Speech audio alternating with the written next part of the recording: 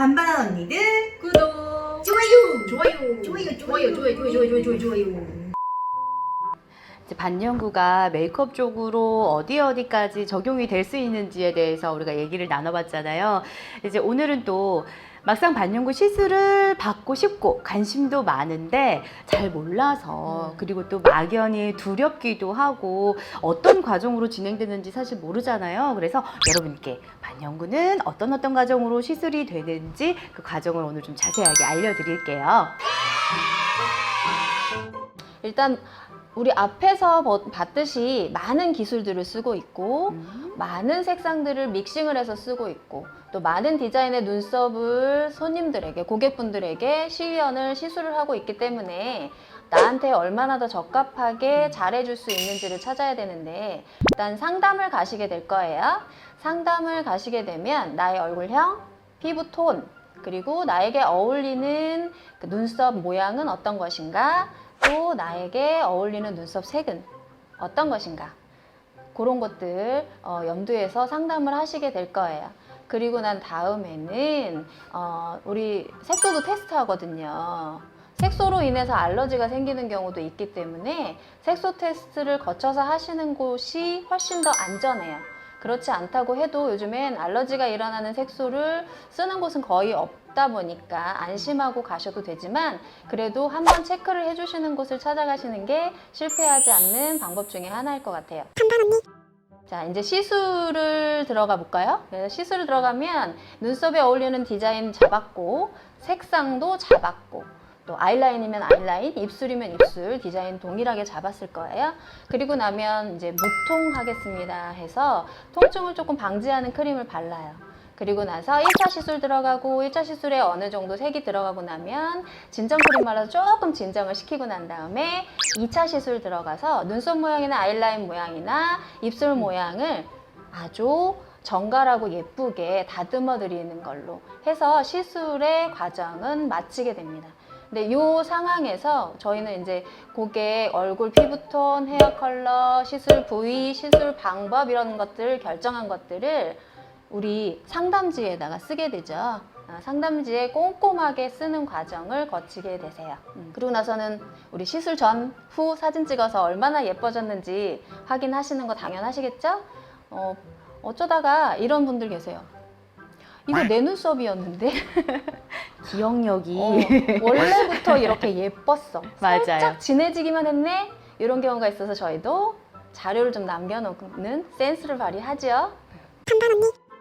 이렇게 충분한 상담을 거쳐서 반영구 시술을 받게 되는데요. 이때 또 특히 주의해야 될 점들이 있어요. 그죠? 네, 뭐 세균에 감염되지 않게 주의하는 게 제일 중요하겠죠. 또 어떤 데 가면 굉장히 이렇게 너저분하게 지저분하게 시술 도구들을 막 이렇게 나열해놓고 늘어놓고 제대로 치우지 않고 소독 안 하고 시작되는 분들이 있으세요. 그런 곳들은 절대 누웠다가도 다시 일어나서 나오시기를 권고드립니다.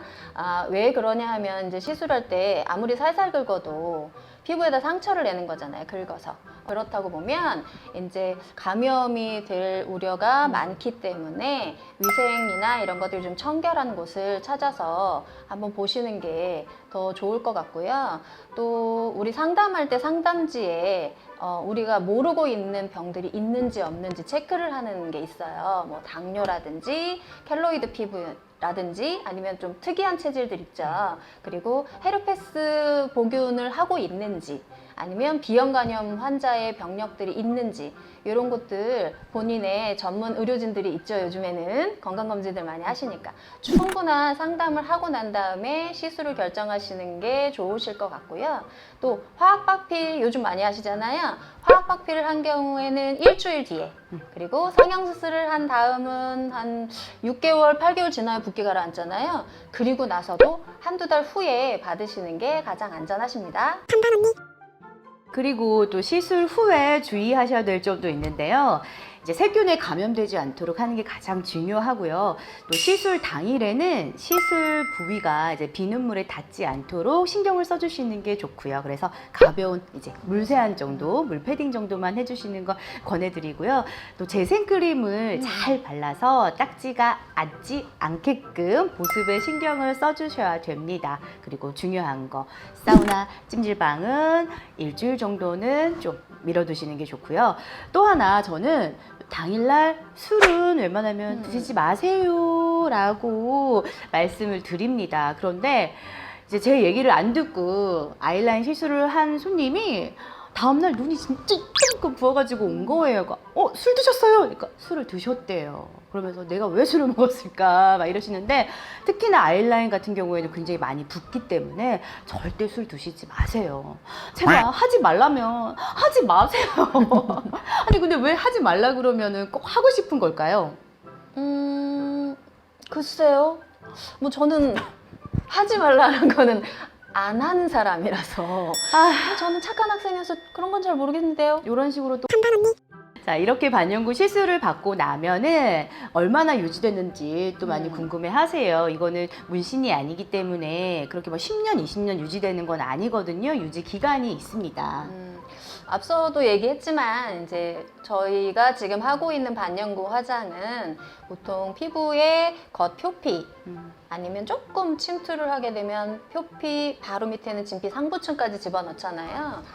그래서 개인의 뭐 피부 타입이나 생활 습관에 따라서 조금 차이는 있겠지만 보통 1년에서 2년, 아이라인은 한 3년 이상 뭐 간다고 생각하시면 될 것 같아요. 근데 다만 지성 피부이거나 또 재생 능력이 월등해서 각질 탈락이 많이 활발하게 이루어지는 젊은 층들, 또 신진대사가 활발해서 또 그러신 분들은 뭐 유지 기간이 좀 짧아지실 수 있고요.